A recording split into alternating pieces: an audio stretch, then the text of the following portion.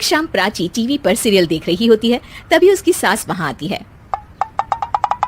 अरे सीरियल में तो ऐसे मग्न है जैसे आज रात का खाना पड़ोसी आकर बनाएंगे। मुझे पता ही नहीं था आपने अपने बेटे की शादी पड़ोस में भी की हुई है।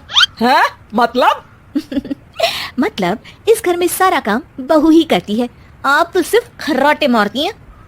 अच्छा जी, फिलहाल तो तुम आराम फरमा रही हो, चलो जाओ, ये मेरे टीवी देखने का समय है। आहा, इसीलिए मुझे भगाया जा रहा है।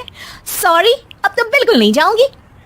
प्राची की इस बात पर दोनों सास बहू के बीच टीवी रिमोट के पीछे बच्चों जैसे छीना झपटी शुरू हो जाती है, जिसके बीच श्लोक भी काम से घर वापस आ जाता है। हाँ, आज मेरी चूहे बिल्ली की जोड़ी किस बात पर झगड़ रही है? अरे तेरे बीवी मुझे टीवी ही नहीं देखने दे रही।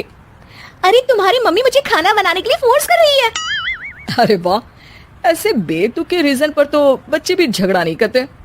अरे मुझे कुछ मत बोल, सब इसने ही शुरू किया है। हाँ हाँ, जैसे आप तो बहुत दूध की धूली है ना। अरे बस दोनों चुप। प्राची जाओ, खाने की तैयारी करो। और माँ तुम छोड़ो, तुम्हें क्या बोलूं, शांति से अपना सीरियल देखो, मुझे दोबारा लड़ने की आवाज सुनाई नहीं देनी चाहिए। ऐसा बोलकर श्लोक वहां से चला जाता है, जिसके पीछे पीछे प्राची भी कुछ न कुछ बड़बड़ाते हुए रसोई में चली जाती है।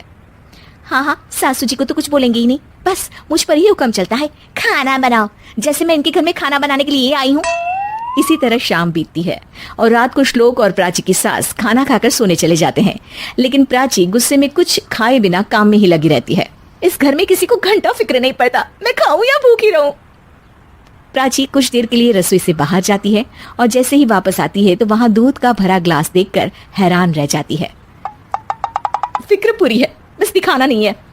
प्राची दूध पीकर सोने चली जाती है और अगली सुबह एक बार फिर सास बहू का कार्टून नेटवर्क स्टार्ट हो जाता है।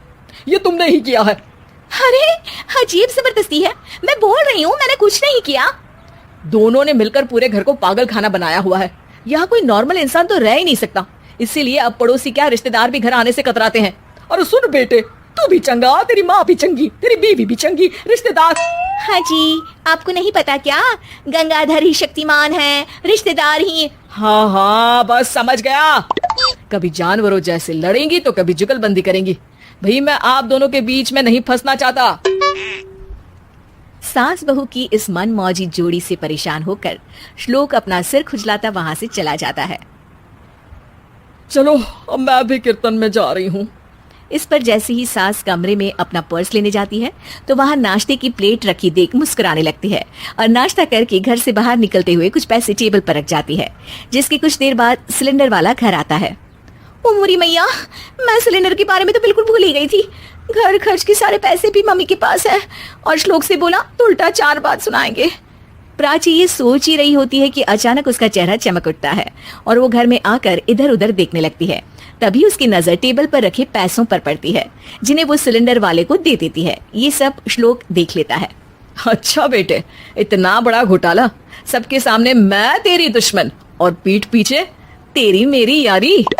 इस पर श्लोक एक प्लान बनाता है और शाम को सब एक साथ बैठे होने पर बोलने लगता है। माँ, तुम दोनों की बहुत लड़ाई होती है, इसलिए मैं सोच रहा हूँ कि प्राची को उसके घर छोड़ाऊं, इससे वो भी खुश रहेगी और तुम भी। अचानक श्लोक की ये बात सुनकर सास बहू शौक से उसकी तरफ देखती हैं।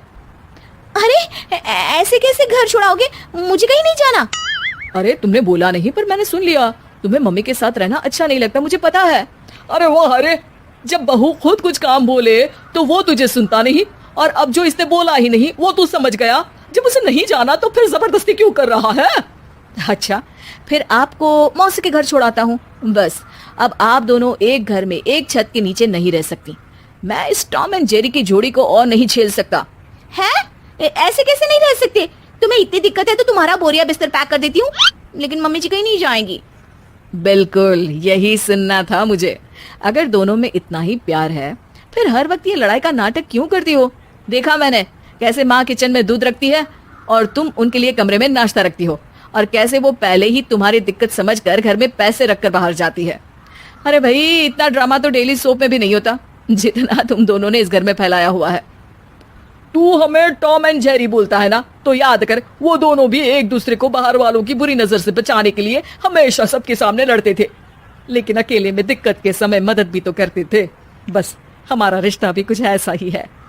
और वैसे भी अगर सास बहू में तू मैं नहीं होती तो दुनिया वालों को कहानियां कैसे मिलेंगी?